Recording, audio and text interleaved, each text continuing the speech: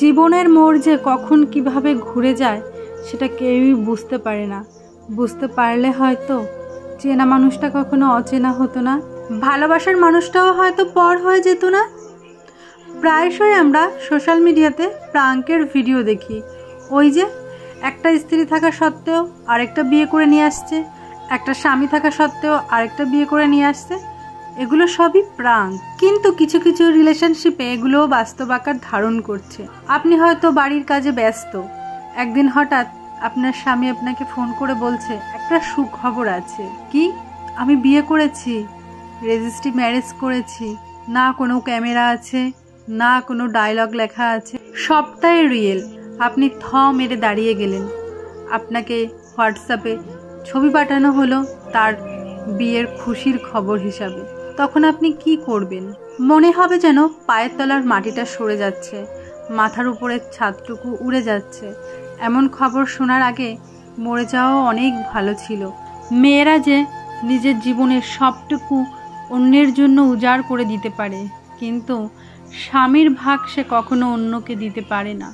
আজকালকার দিনে এটাই ঘটে চলেছে, কখনো সামনে কখনো পিছনে। কেউ বুক ফুলিয়ে বিয়ে করে নিয়ে আসছে অন্য আরেকজনকে, কেউ লুকিয়ে লুকিয়ে তার সাথে পরকীয়া চালিয়ে যাচ্ছে দিনের পর দিন। আর এর থেকে বড় অবাক লাগে, বেশিরভাগ মেয়ের সংসারই ভাঙে কিন্তু অন্য আরেকটি মেয়ের জন্য। কিছু ব্যক্তিত্বহীন মহিলারা আছে যারা নিজেদের লোভ লালসা, বাড়ি গাড়ি টাকা পয়সা আত্মসাৎ করার জন্য, শুধু বিবাহিত বলা তো ভুল কথা, 2 বাচ্চার বাবার গলায় ঝুলে পড়তেও দ্বিধাবোধ করেন না, কারণ তারা চান তাদের নিজেরটা হলেই হবে। আপনারা, হ্যাঁ আপনারা, এই সমস্ত মহিলা পুরুষেরা কখনো ভেবে দেখেছেন বিপরীত দিকে যে থাকে সেই মানুষটার অবস্থাটা কি হয়? এর চেয়ে হয়তো মৃত্যুর যন্ত্রণাটাও অনেকটা কম মনে হবে। সমাজও তার দিকে আঙুল তুলে বলবে, দোষ তো তোমারই, স্বামীকে ধরে রাখতে তুমিই তো পারোনি। আচ্ছা বলুন তো, স্বামী গরু না ছাগল, ভেড়া না মোষ, তাকে বেঁধে রাখতে হবে, ধরে রাখতে হবে কেন?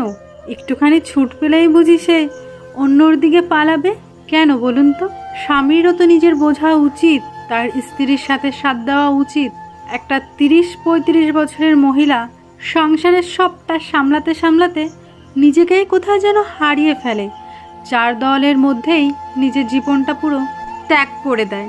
বাচ্চা সামলায়, তার স্কুল, পড়াশোনা, টিফিন, স্বামীর টিফিন সবটাই নিজে হাতে করে, কারণ স্বামীর প্রফেশনাল জার্নিটা যাতে একটু সহজ হয়।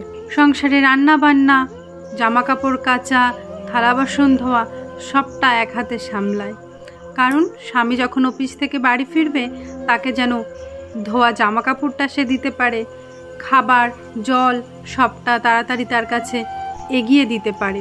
এছাড়া কিছু কিছু মহিলারা আছে সংসারটা সামলে নিজে কিছু উপার্জন করে, যাতে মাস শেষে স্বামীর উপর চাপটা বেশি না হয়, নিজেও কিছু দিতে পারে। মেয়েরা আজীবন সবার প্রথমে তার স্বামী, সন্তান, পরিবারকে রেখে এসেছে, তাই তো তার এই পরিণতি হয়।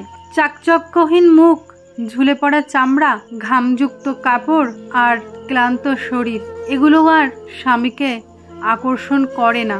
তখন সুন্দরী, ওভার স্মার্ট, ঘরের খেয়ে বনের মোষ তাড়ানো মামনিদের খুব অ্যাট্রাকটিভ লাগে। কেউ জোর করে ডিভোর্স দেওয়ায়, আবার কেউ সমাজের দোহাই দিয়ে বিবাহিত বলে পরকীয়াটা পিছনে পিছনে চালিয়ে যায়, আবার কেউ মহান সেজে 2 বউ নিয়ে সংসার করে। যারা প্রথম সবটা দেখে চুপ করে থেকে নিজে ডিভোর্স নিয়ে আলাদাভাবে বাঁচার চেষ্টা করে, আর যারা দ্বিতীয় চোখ থাকতে অন্ধ কান থাকতে কালা সেজে সংসারের ছেলে মেয়েদের জন্য সবটা মেনে নিয়ে চুপচাপ সংসার চালিয়ে যায়, কারণ তারা বাবার বাড়িতে পরিত্যক্ত আর স্বামীর কাছে আগাছা। আবার যারা এই যন্ত্রণাটা সহ্য করতে পারে না, তারা ট্রেনের তলায় ঝাঁপ দেয় বা গলায় দড়ি দিয়ে নিজের জীবনটাকেই শেষ করে দেয়। তাই তো আজকালকার দিনে মেয়েদের নিজের পরিচয় হওয়াটা খুবই জরুরি।